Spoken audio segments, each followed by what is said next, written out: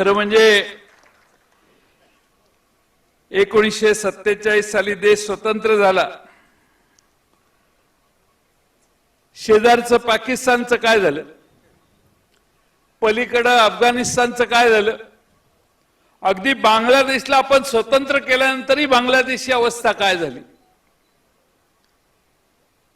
धार्मिक कट्टरता ज्यावेळी निर्माण होते त्यावेळी त्या देशाची प्रगती होत नाही।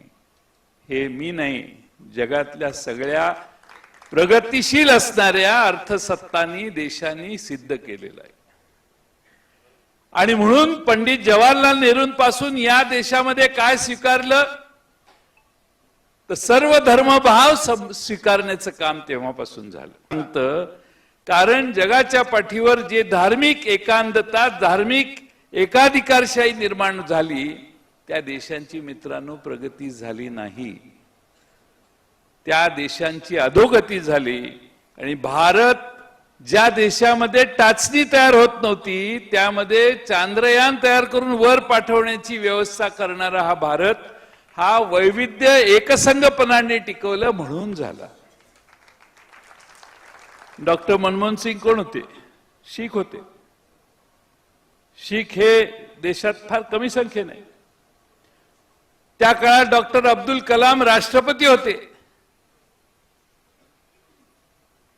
या देशामध्ये त्याच काळामध्ये अल्पसंख्याक समाजाची लोक देशाच्या 2 प्रमुख ठिकाणी होती। देश चांगला चाललेला होता।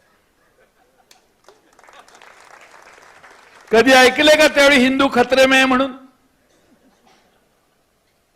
ह्या मागच्या 10-12 वर्षातच हिंदू खतरेमध्ये का आला? ह्यांच्या हातात सत्ता असताना जर हिंदू खतऱ्यात असेल तर पुन्हा आम्हाला सत्ता द्या, हिंदूंना संरक्षण देण्याची व्यवस्था आम्ही करतो। मी हे सत्तेसाठी नाही बोलत। अरे लेकांनो, तुमचीच खाल्ली आणि वर सत्ता आणि तुम्ही म्हणता हिंदू खतरे में। अरे काय चाललंय काय? हिंदू बळकट आहे, समर्थ आहे, पण माझा हिंदू हा सर्वांना समान घेऊन इतर धर्माचं अस्तित्व मान्य करणारा आहे।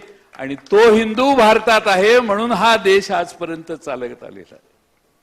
बहुसंख्य समाज हिंदूंचा आहे, पण या भारतातल्या हिंदूंनी हे मान्य केलेलं आहे की आम्हाला ख्रिश्चन असतील, मुस्लिम असतील, पारशी असतील, शीख, ईसाई, कोणताही समाज असेल, आम्हाला मान्य आहे, आम्ही एकत्रित चालण्याचं काम करू।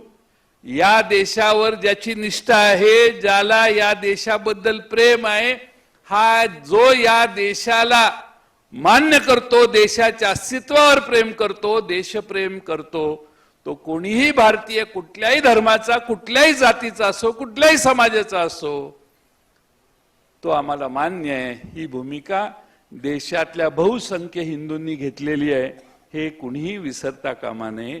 त्याचं भान ठेवून राजकारण प्रत्येकाने केलं पाहिजे। एखाद्या अल्पसंख्याक समाजाचा द्वेष निर्माण करायचा आणि त्यामुळे आपण आपल्या समाजाचे किंवा आपण ज्या समाजात आहोत त्याची फार मतं मिळतात, हा एक गैरसमज पसरतोय। आणि याच्याशिवाय अरे विकासावर बोला, काय प्रगती करायची ह्याची चर्चा करा।